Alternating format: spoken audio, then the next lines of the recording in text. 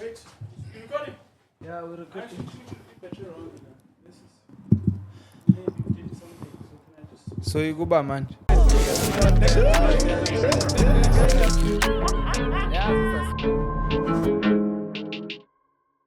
How important is data, but when it comes to decision making? It's critical. Not just important. No, it's not just important, it's critical. But in order for you to understand that it's critical, you have to remove this idea that data comes after digital tools. You must know that it precedes digital tools, came before. Indigenous communities had data on where the grazing lands were, where best water was. That's data. So their decision to move and where to move to was always informed by data. Whether you call it data, whether it was captured digitally or not, but it was data that informed decisions. So to think that now people think that it's not important to know how they should make a decision or where they come from, where they are, and where they're going. It's ludicrous that people don't think that data should inform their decision. So I don't think there's any decision that anyone takes without data. It's just we don't call it that. There's decision why you like who you like, right? Or you marry who you decide to marry. Your decision why you choose to go get a flat where you get a flat, or to take a job. When you take a job, you look at the data, and the data says it's a permanent contract. This is how much you're going to be paid. These are all data points, and those data points inform how you make a decision to, yes, I'm going to work for this company, or I'm going to take this contract that's been given to me to do X, Y, and Z because it's a contract that's going to make. So I think the challenge that we have in a public sector is that because it's public money, people that are working in a public service don't feel the need to then use data to make informed decisions, because data, if you follow what the data is telling you, you could change a lot of people's lives, because you could do things, or you can always do things better than you've done it before, because it tells you a story of where you come from and where you are. Sorry. Umuthi abantu abasebenza public sector, they choose ukuthi bangasebenzisi data. That means they have access to the data, and they have means to extract that data and value it and then take those decisions. Not because you're necessarily. saying they choose. Yeah, Not necessarily. So people who work in the public sector will complain about anything they don't have, the tools they don't have, or tools of trade they don't have in order to make decisions or to do the work they do. But they don't make noise about not having sufficient data to inform the decisions they take. So they take the decisions anyway.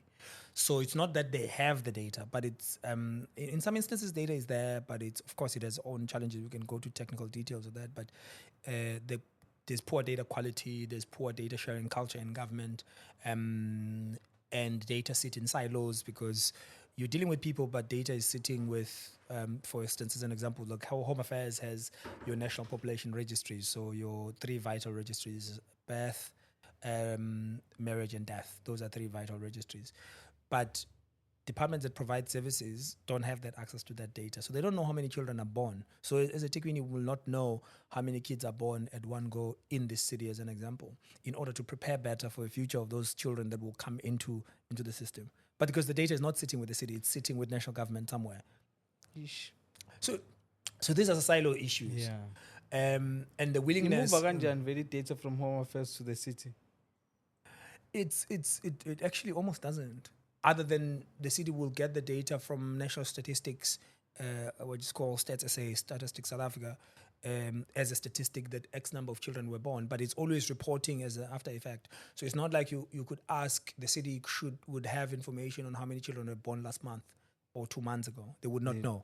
They will know as a statistic that is reported once off at a particular point. And the percentages is look average. Exactly. Okay, we are forecasting. Yeah. So you don't know where these kids are located. You may know that the X number of boys, X number of girls are girls, but you don't actually know the kids themselves in terms of which backgrounds they're coming from, and you can't plan for them per se, because there's an assumption in government that happens, especially in cities, that the planning process should be based, or it's okay for a planning process to be based on aesthetic assumptions, that at this point in time, there were X number of people, X number were children, X number were women, X number were employed, X number were not employed, which assumes that the context of local government is static and doesn't shift. There's people born every second or every minute. So how do you cater for those people? As an example, there's people dying every minute or every second. How do you cater for that in almost not real time, but in near real time? So yeah.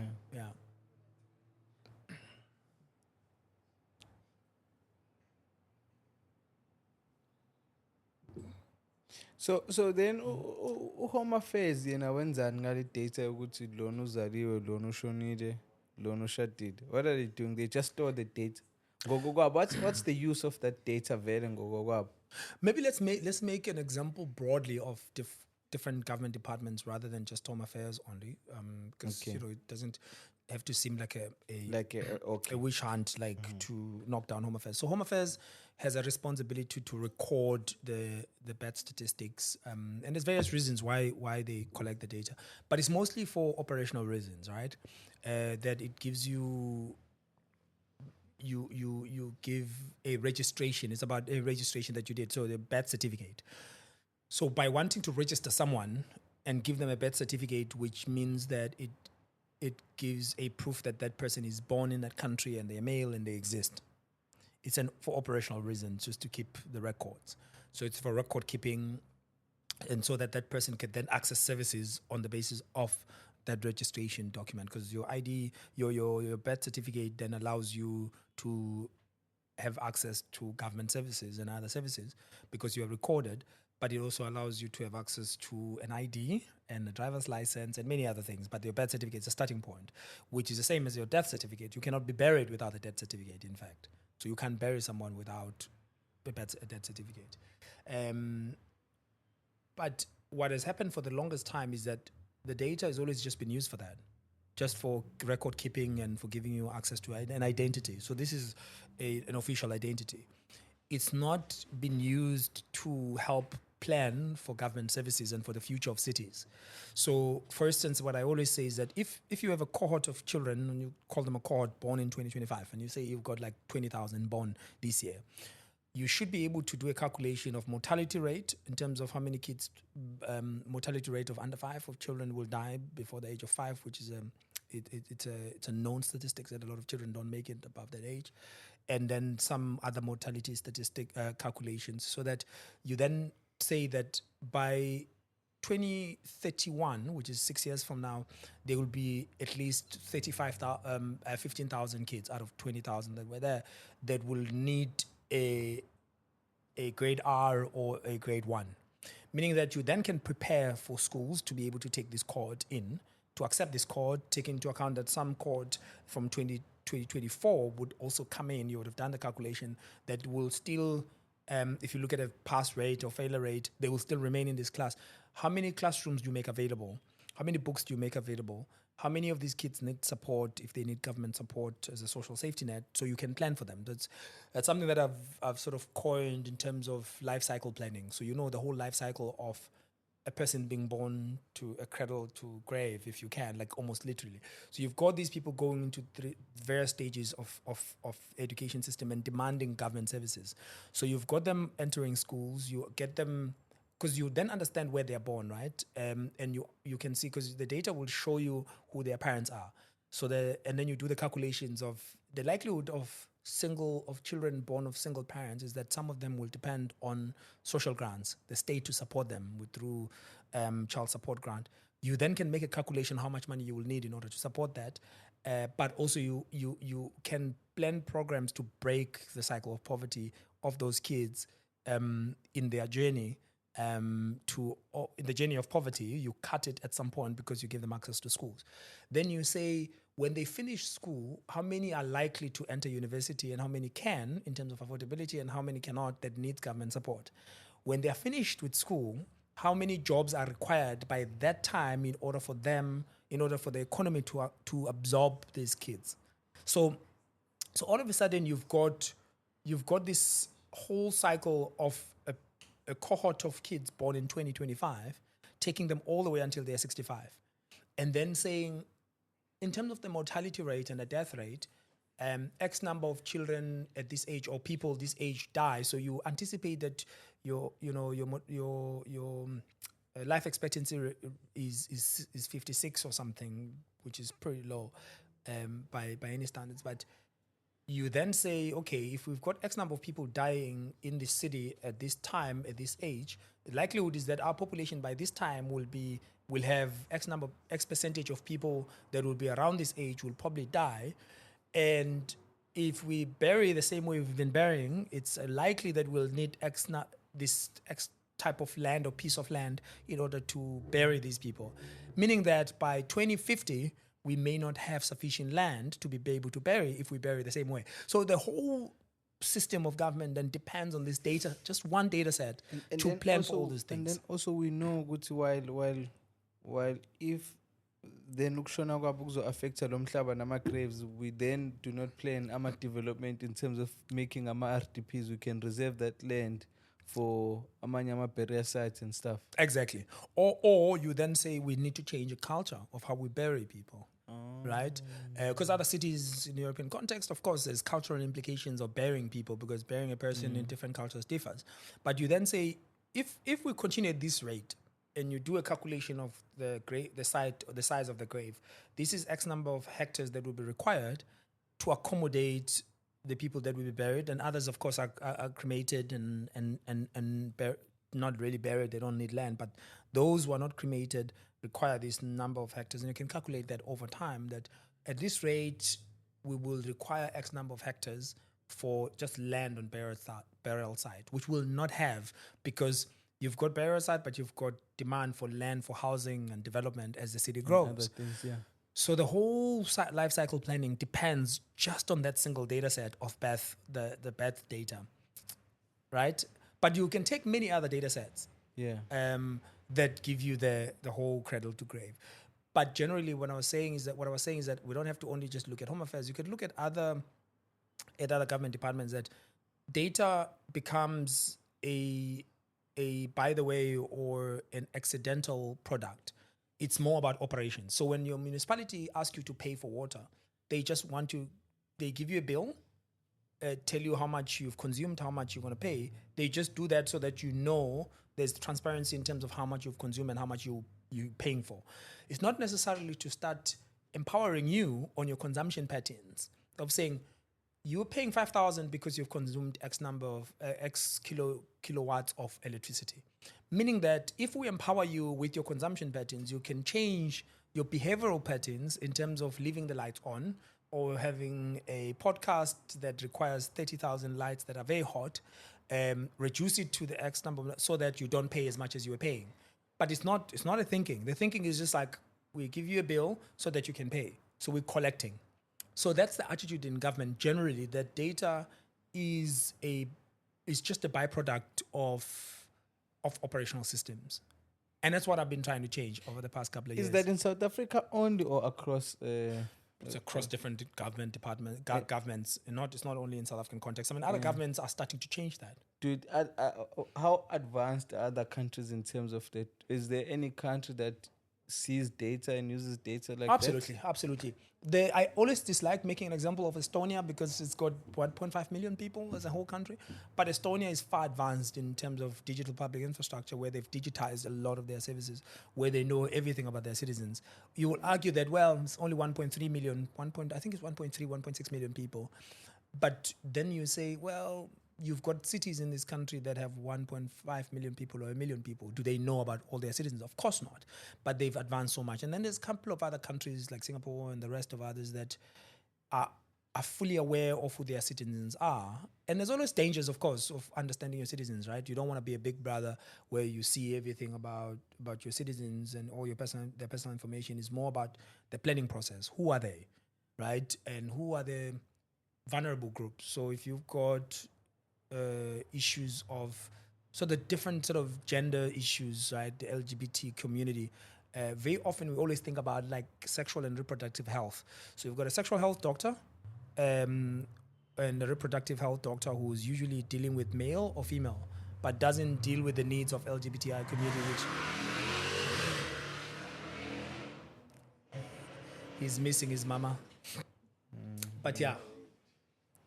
Cuddly strong is Yeah, cuddles are very important. That's what happens if you don't cuddle enough. Without cuddles. It's fine, you can continue. Yeah. So there are countries that are examples, but I think as a country, South Africa is far behind, and there's a lot we could do. Take a case in point of the president's Dintswalo story. I don't know whether you remember that on one Sona, the State of the Nation address was talk about Dintswalo, and Dintswalo, the kids that were born post 1994 and where they are now. I believe that if we were looking at the data, Dintswalo would have looked very differently, because we would have given the president a very honest reality of the 1994 cohort. The cohort of people born in 1994, where they will be now. So they will be like, what, 30, 35? And people born, maybe not 35, like what, 31? Somewhere there. After that. Mid-30s. Maybe, 30. Yeah, around 30s. Yeah. And then people that were finishing matric in 1994, where are they now? Right? Because if you're following the data, that's data that's available. We should have been tracking that data to say, these are the fruits of 1994. These are the kids that we adopted when they already were in the school system. But these are the kids that started with us in 1994, which you then can argue. He would have had different Dintswalos. They would have been different names, because there's one that you adopt already in the schooling system that had Bantu education, had all different types of education. Then you combine the education system in 1994, but the change doesn't happen immediately. Then you're saying the kids that are born in 1994, you're saying that it gives us 6 years to do sort of transformation and change. So 6 years later, these kids started school. They were born, these are the kids of democracy. They were born in the, not in the release of Mandela, in the inauguration of Mandela in 1994, in April 1994. So we can measure ourselves with these kids, because we had 6 years to set up the stall and change things. So let's measure these kids, but also measure the ones that we would have adopted, as in adopted from a system point of view or governance point of view. Because you have the data to these kids, you tell them how many are employed, how many had higher education, and so forth. So you look at education outcomes, you look at their health outcomes. You then see the patterns of where we would have gone as a country. You remember the AIDS, the breakout, and then the ARVs coming in, and how the life of those people changed. And you could look at your mortality rate and said, we had this cohort, but a lot of this cohort died around about this time, because we had that sort of prevalence of HIV in certain areas of this country, and we were not able to deal with it. Once we dealt with it, it changed, but already that cohort was eaten out. There's only a smaller percentage that was left that continued, and this is where they are, because you should be able to track them, right? And we haven't done that. And even now, there are mistakes that we continuously make of the people that we are continuously supporting through what is called the social safety nets, through the child support grants and other grants that we've provided people who are supported with housing. Are we breaking their cycle of poverty? Could we then measure that in terms of the impact of the social safety net? Of course we cannot, because we don't track the data and we're not collecting the data in the right way. We don't need to know Nkanyiso. We need to know that Nkanyiso is a beneficiary of a government support program, and he's male and is born in a underprivileged community. But we don't need to know it's Nkanyiso, because there's ways of doing that. You hide the personal identity, but you know that there's a boy that was born in this year, and that's, you know what I mean?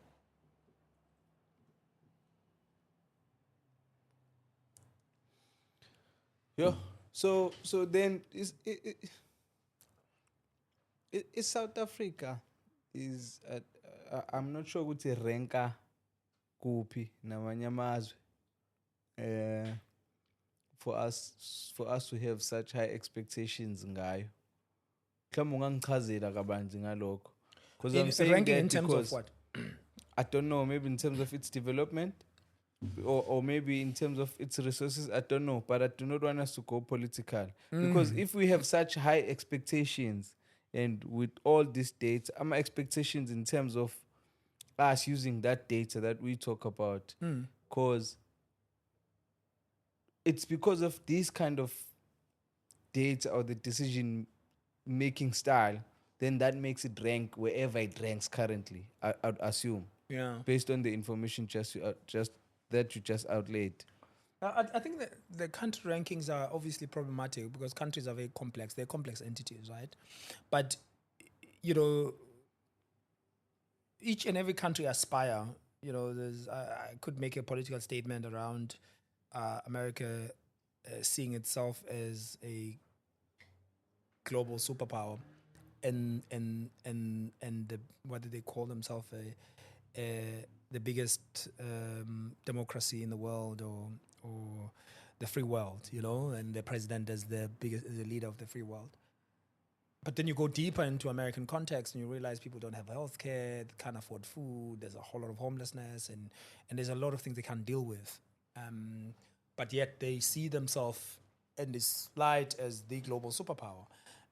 And you've got China thinking the same. So I think countries view themselves on the basis of their aspirations of who they want to be.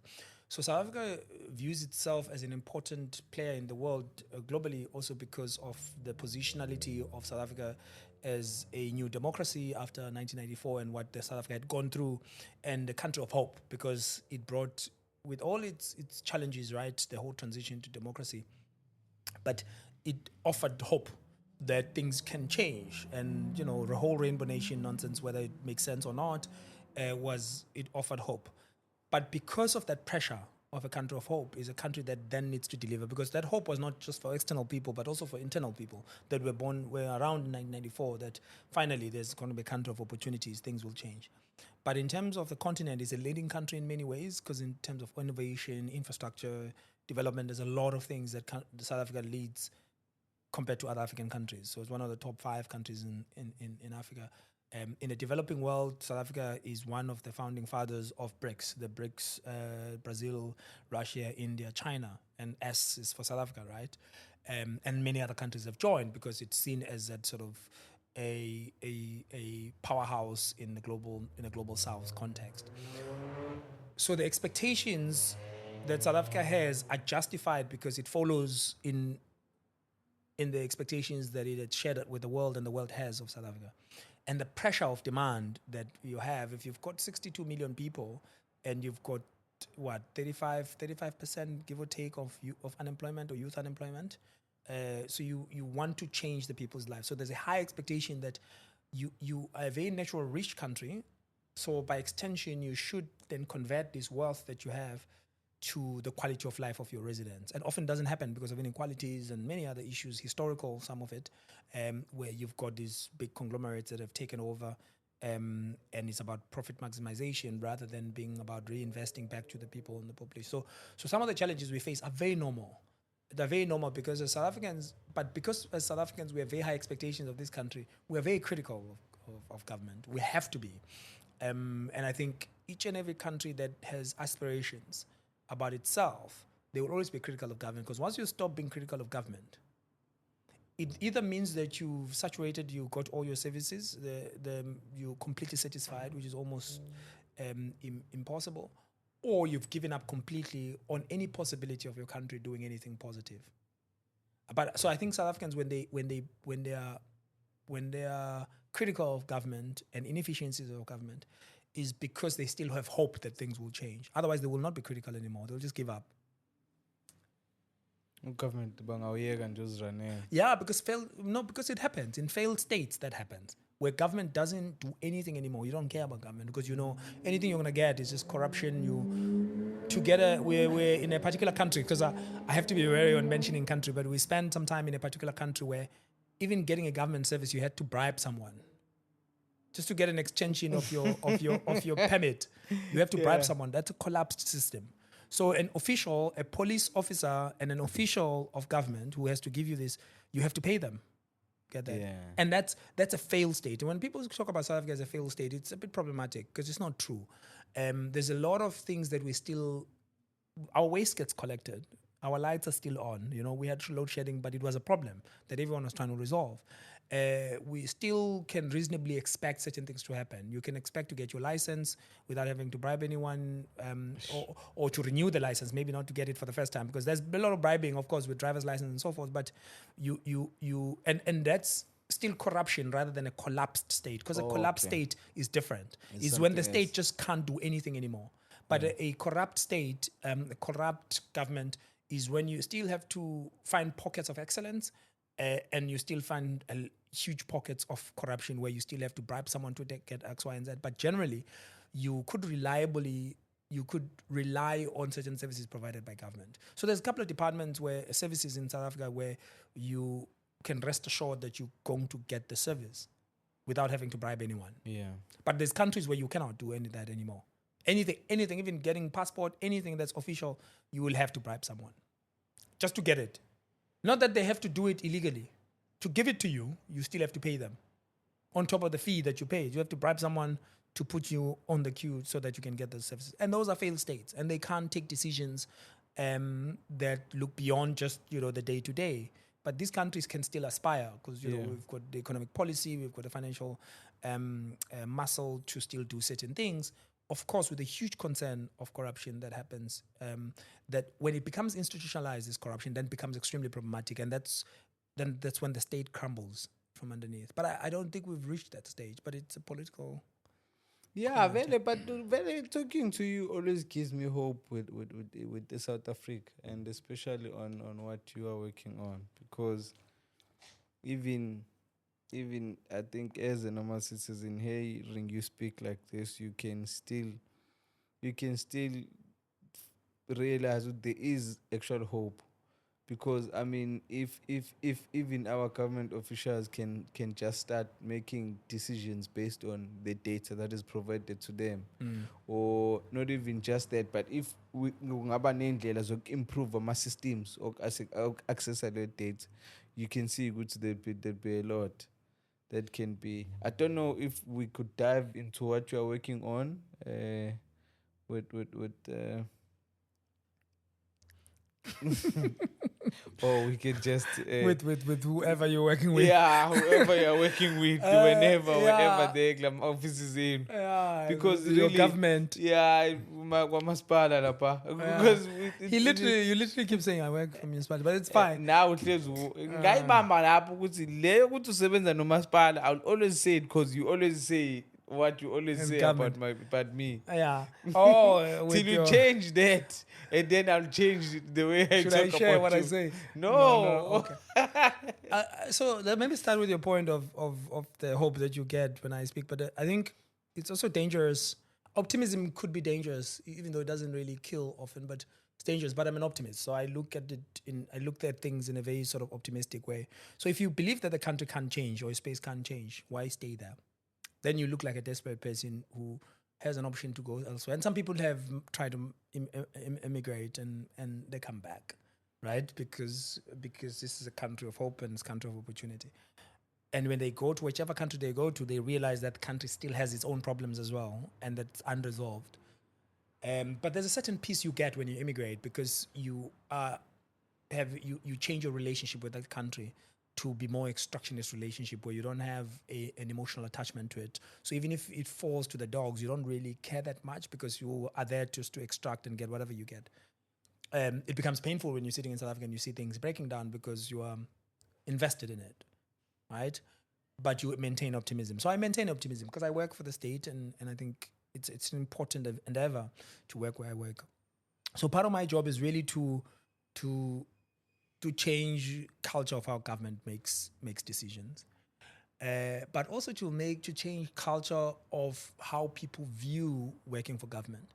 That you could be extremely efficient and work for government, because quite often people think that if you do cool things and you're really good at what you do, you must be working for private sector or you should work for private sector. And it's unfortunate because private sector in this country has so many inefficiencies, and I've got a lot of examples of private sector entities that have shown some high levels of incompetence. But it's okay because it's private sector. There's a historical background on why that is acceptable. But of course, government has to be held accountable even more because these are servants of government. I'm serving. My job is to serve. My job is not to look better or think I'm better than the citizen that I need to serve. It's actually to be that, a servant.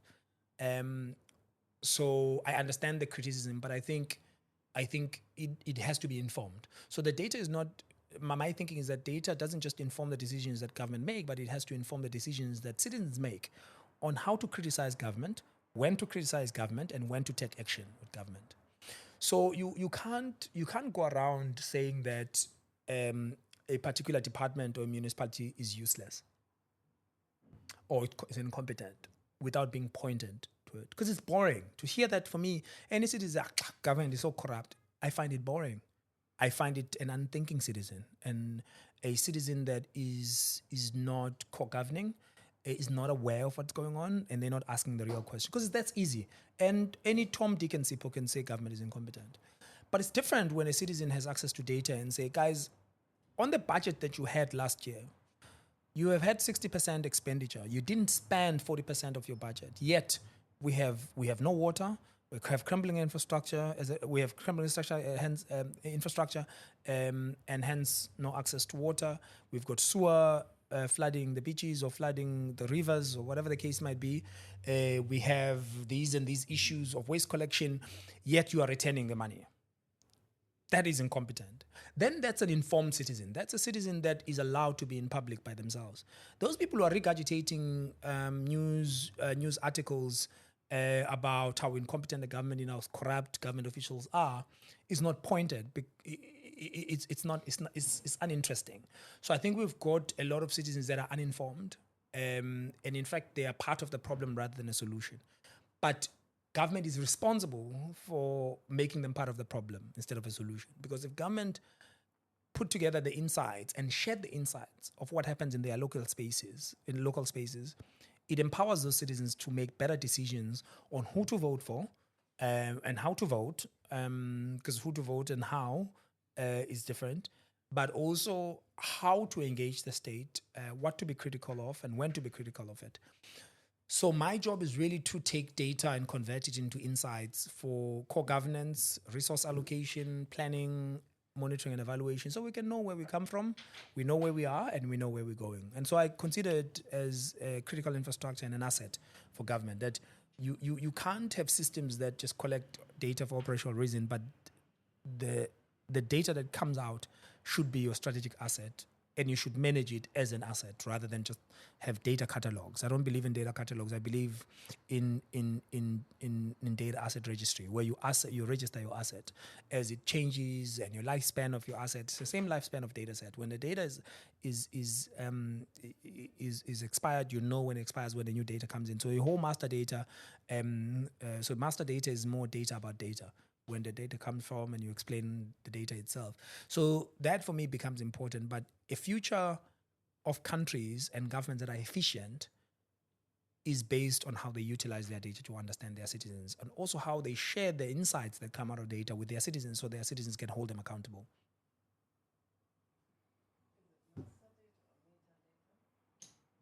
It's metadata.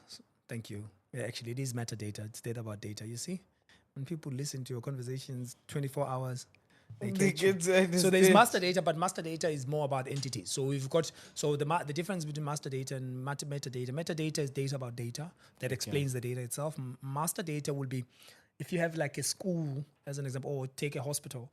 So you say, what is the lifespan of that hospital in terms of its relationship with the population, where it's located, how many doctors, how many nurses, what's their inventory in terms of medication. So the master data about the hospital, or master data about a school, that is X number of teachers, X number of students or learners.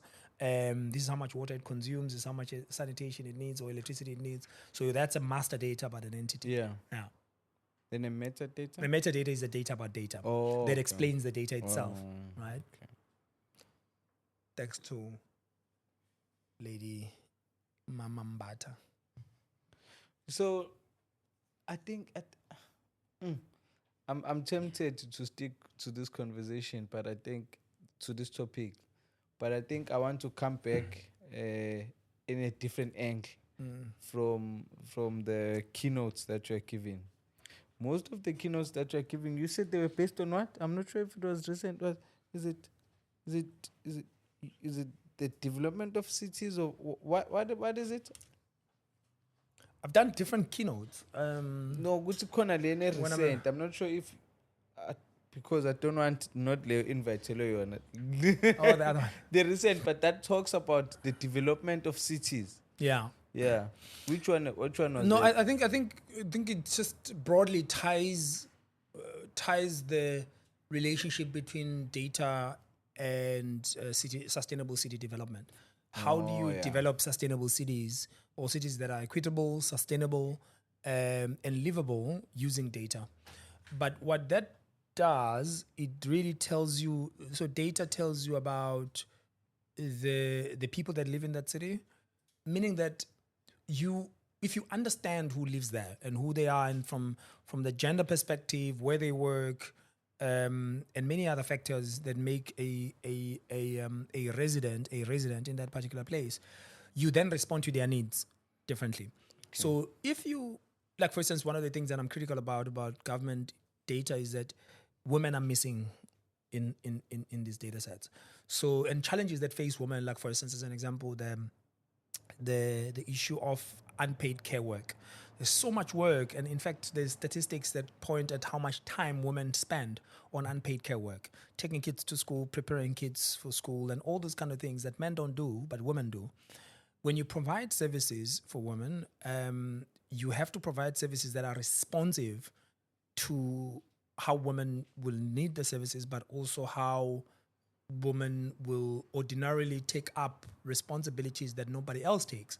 So if you take a place of work and separate it from a place where the school is, it means that the woman will commute much longer because they still have to go drop the kid at school and go all the way to work because they're too far apart. Yeah. So all of a sudden, when you are planning in a caring city, you look at this data and you look at the commute periods, and you look at the amount of time that women spend on unpaid care work, and you're saying, how do we bring these services closer so women can spend less time on unpaid care work or commuting to meet these obligations at a household level that no one pays them for it. And they're still expected to perform at work exactly as their men counterparts. Of course, adding another layer of them being paid less than male counterparts. So when you look at these data sets, it means that you become a much more caring city, as an example.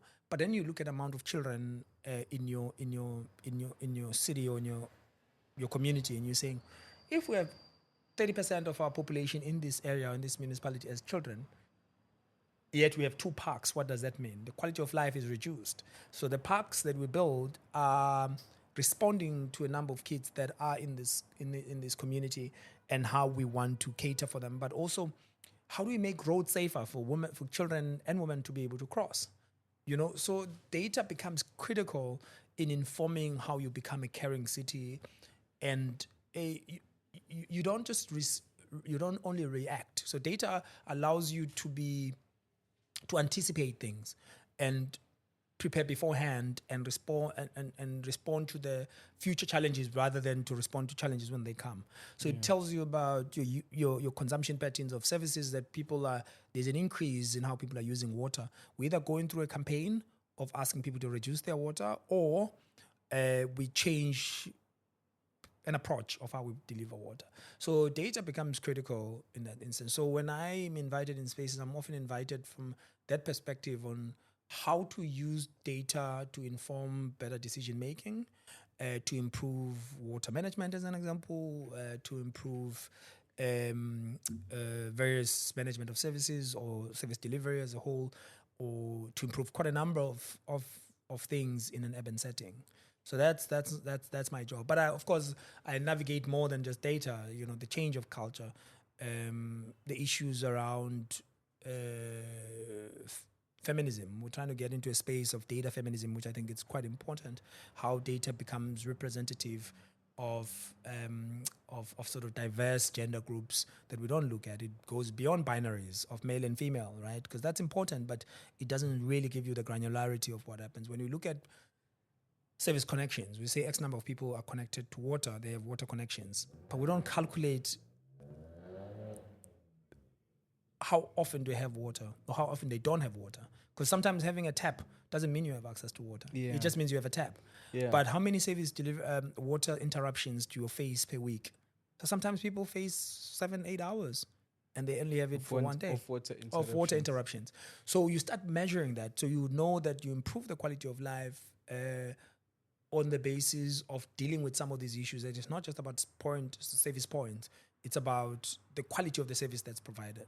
So data goes into very granular levels. So part of my dream is really to get governments making decision based on data and insights, getting communities to make their own decisions based on insights rather than, and also based like making decisions on voting, like I was saying earlier, and how they push government and hold government accountable based on the data they are seeing and the insights they are seeing. Samzolala. Hey. Deal. But of it. No. About the dates of very shy. That's why I can see every time it's crazy. Good term. It's South Africa if it was, yeah, if it was, but yeah. I want to Sorry. my point question we have a water crisis in South Africa khulunywa ngayo. We have an electricity crisis ebekukhulunywa ngayo.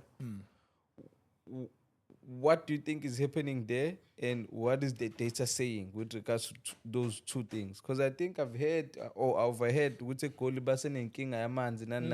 what is the data saying about those two? I think so it's important to first say that these issues and these challenges, there's multiple factors that contribute to them, right? No. Yabona nje buyichaza kanje sekuyabonakala ukuthi it's not just here on the layer, on the surface level. Yeah. There's multiple factors, and some of them are being addressed. But I think for me, the most important issue is a failure to plan and understand where the problem is. So if you talk to most of municipalities that talk about aging infrastructure, you say to them, where is that infrastructure? How old is it? What's the lifespan? Do you have an inventory of this infrastructure? So the pipes underground, the one that you're saying they are breaking. So if you say you have 55% non-revenue water. So the non-revenue water is water that's not paid for in the system. So some of it may be leaking through leakages or leaks, and some of it may be through water that is consumed and unpaid for because it's either through illegal connections or types of connections. If you cannot tell where your water is lost, it's a data problem. You have not invested in understanding where your data is. Where your infrastructure is. So when you're talking about aging infrastructure and you ask any head of an infrastructure department or water department and say, okay, I've got money is not an issue. Tell me which infrastructure and where is that infrastructure that needs to be replaced so we can replace it. We can start next month to replace it if money wasn't an issue. It will not be possible because you will still need to do a whole assessment of where that infrastructure is, how old is that infrastructure, in most cases, because we don't know where that infrastructure is sitting. So I think it is a data problem that if you don't know the capacity of your infrastructure network, it means you are not going to link it to your population growth and the high demands of on the infrastructure. So you make an example, a case in point. So you've got the government subsidized houses, the RDP and the BNG houses and all type of houses. You've got instances when you look at satellite imagery, you realize that it's a settlement was planned for 1,000 people, 1,000 households, so one house per household. So you've got 1,000 households, and you've got on average 5 people living there. Then you've got a backyard shack. Then you've got an extension that's not approved. The infrastructure was only planned for 1,000 people. So that infrastructure will crumble and crack because now you have more people depending on an infrastructure. So the planning process on increasing infrastructure is not really aligned because you're not looking at your population growth and the settlement growth itself and saying, how do we then reconfigure our infrastructure so that it responds to the increasing demand on the infrastructure? So each and everything is always related to data and your ability to plan and anticipate the growth patterns. But it also, data tells you how much you should be investing year on year on your operation and maintenance of infrastructure. Because you are saying, I have my data asset registry. So I've recorded my assets. I know how old my asset is. I know what it's built off and all the sizes. In order for me to maintain this at optimum so that it delivers services as it has been, I have to invest X amount year on year on maintaining the infrastructure. So when there's a breakage, I fix it. I reduce my non-revenue water from 55 to an internationally accepted norm, which I think is 20 or 30%, I'm not really sure. Or else I'm just going to aspire to reduce it almost to less than 10%, right? because I'm going to use technology to pick up where the water is lost to make sure that everyone has equitable access to water, meaning that there's no one who has a need to do an illegal connection because we've made it so difficult for people to request services because they either don't own the house or it's an informal settlement or a shack, so therefore they can't formally ask for water, so they then decide to connect illegally because we're not giving it to them. But of course, there's a policy, the free basic water policy, that allows people to have access to a standpipe and so forth, but still people would still plug in where they could. But I still think that data sorts all of that out because you then know who needs the services, who demands the services, what is the pressure on infrastructure. You can anticipate these things using data. And of course, I'm not saying data will solve all the problems. You still need people that are willing to solve the problem. You still need willingness to invest in infrastructure. So that's why we talk about data to action, to say you've got the data and insights. How do you bring it to action so that these insights are actionable at the end?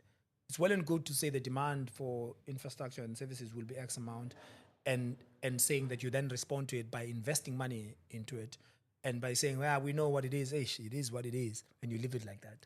So I think we're in both of, we know certain things, so we just say it is what it is. We don't invest because there's other pressing priorities. Or in other instances, we just have no idea how big the problem is. So we assume that we know, but we don't. Yeah, because then there's also coming out of that. There's that example that you made of government trying to improve the education system as Eastern Cape on that. That was always fascinating. Good, how do they then decide on how to improve the education system as Eastern Cape if they do not have a data of who needs what where? Yeah. Because then in a or it has, if it's but if then the municipality can have, or the state can have that data, then they can be able to, instead of them building school, they can provide the transport. If then that particular area does not have iy'ngane ezingakwazi uku-attenda kuleso sikole lesi. Oh, so I think it was the Digitigini video that I showed, or these kids having to cross Digitigini River to go to a mud school. When it rains, it's a dangerous river because it's quite, it's a couple of meters. I think it's almost 500 meters width of the river. So it's I'll share the documentary with you. The issue there is that first you have too few children to build a school in that community, but you don't know how many kids are there. The nearest school is a couple of kilometers away. So you could provide infrastructure, because it costs you more to try and build a school in that community, but you could provide transport for those kids to travel from there to a neighboring community to access the school.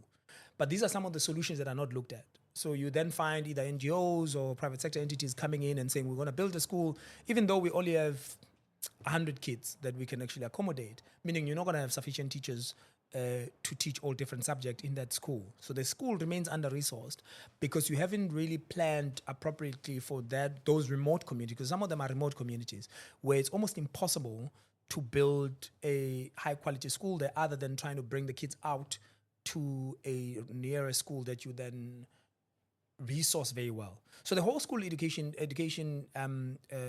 story is very depressing because the South African schools are very under-resourced.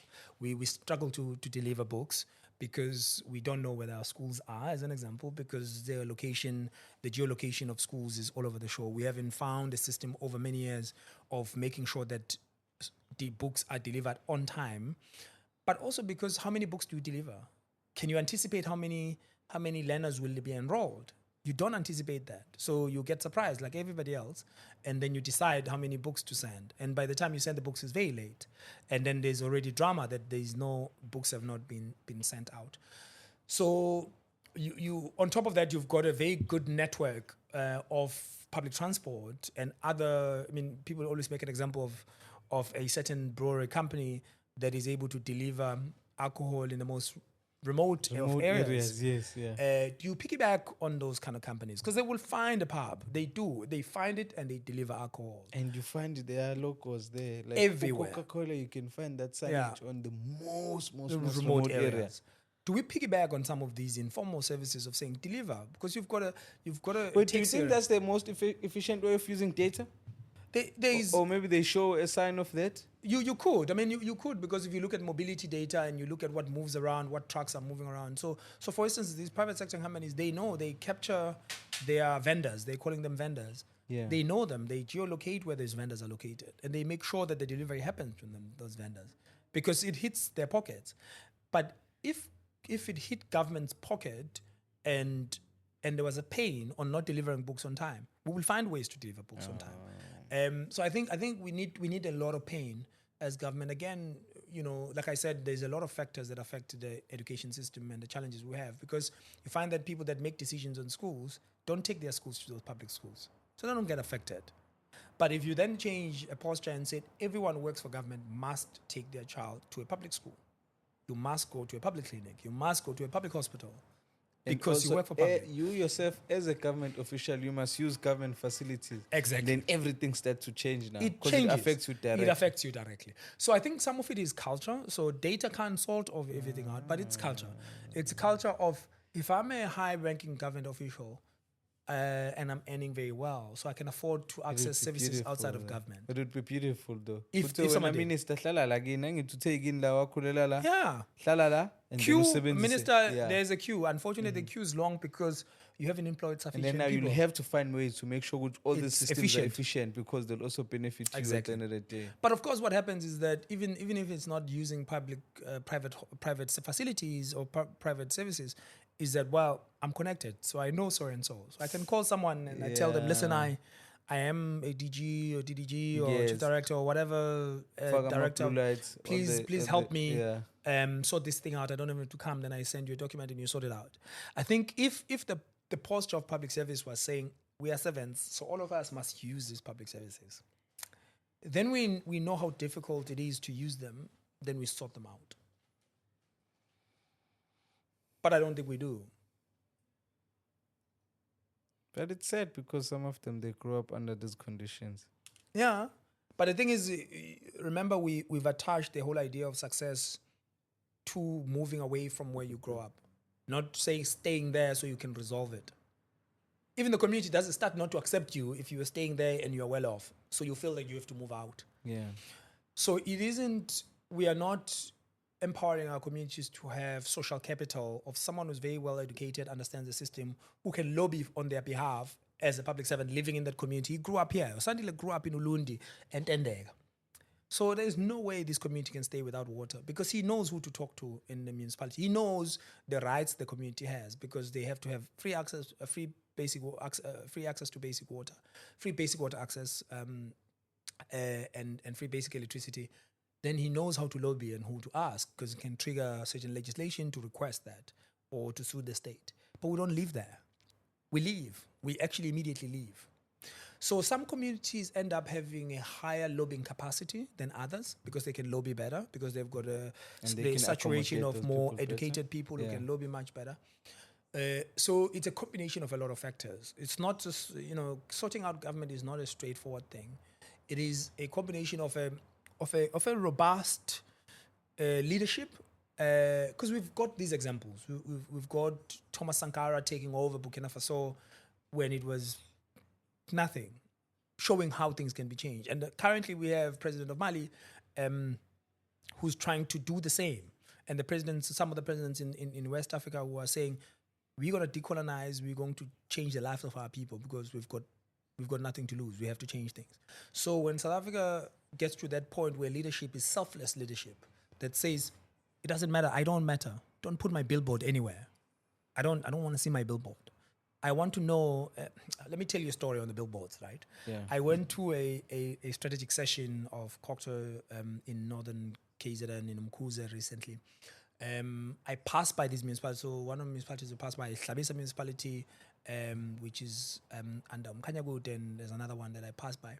So there's this big billboard in one of the municipalities. I won't mention the local municipality with the mayor's face. And those billboards cost a lot. You're in a creative space, so you in the creative sector, so you will know how much these cost.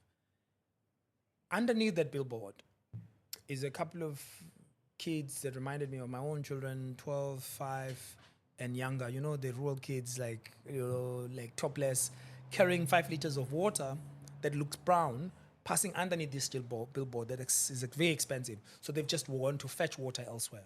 And that's 2025, South Africa. Yet there's a very well-dressed mayor of that municipality in this fancy billboard. Then there's a certain morality that is attached to putting up such a narcissistic billboard that doesn't inform or change anyone's life, but it centers you as the leader of that place. Rather than people knowing about the fact that this municipality becomes the only and the first municipality that has 100% coverage of water, of clean water for every community, and no one goes hungry here. And people know your name and they've never seen your face. Rather know your face. Rather they know your face because you put on a billboard. They rather know your face because they've come in to see this miracle of someone who's taking care of their people very well. But we don't have that because the caliber of leadership is extractionist and is based on a short time.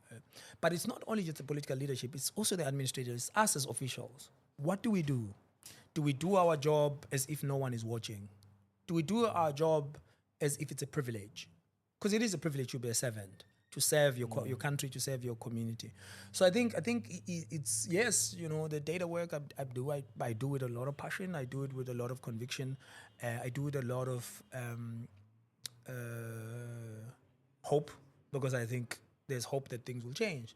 But there's a whole lot of cultural elements in the posture of government that makes things better for your kids, makes things better for your family, makes things better for you if you live in this place, The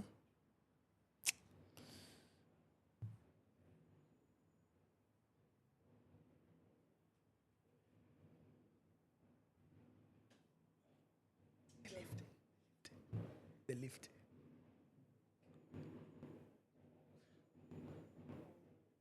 Is it fireworks? Left over I from? hope so. Asivan, me too. Yeah, we're definitely going to record more, but siyayivala la. Iseshile nginjalo le. But Drop the I think mics. the intention of this Can I one, drop the I mic? just wanted Put to the make headphones. this one. Stop recording, please. How? Why Yeah. not? No, because siyayivala phela kumele ngivale official nje. Officially closed by Vala. Bye, bye. Ngiyabonga Bye. phela. Yeah.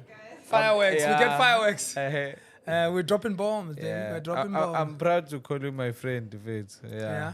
Not only because of the work that you do, but because of the person that you are. I'm proud to call you my friend. Same here, brother. Yeah. Same here. I just wanted to close with that. Yeah, bonga. Thank you so much. Thanks for having us here in this living room. It's been a beautiful conversation with our people. But I think one of the things, maybe it's just the last point, you don't have to include it. Part of this gift you've been given is to be a keeper of knowledge, because these recordings, these podcasts are keepers of knowledge, and they preserve knowledge of what we share. And when we look back many years to come and say, wow, these are the conversations we had about our country. This is the aspirations we had. This is what we hoped for. These are our hope and dreams, and we've recorded these hope and dreams. We've recorded how we, knowledge around how to be a photographer, and that's knowledge that we're documenting.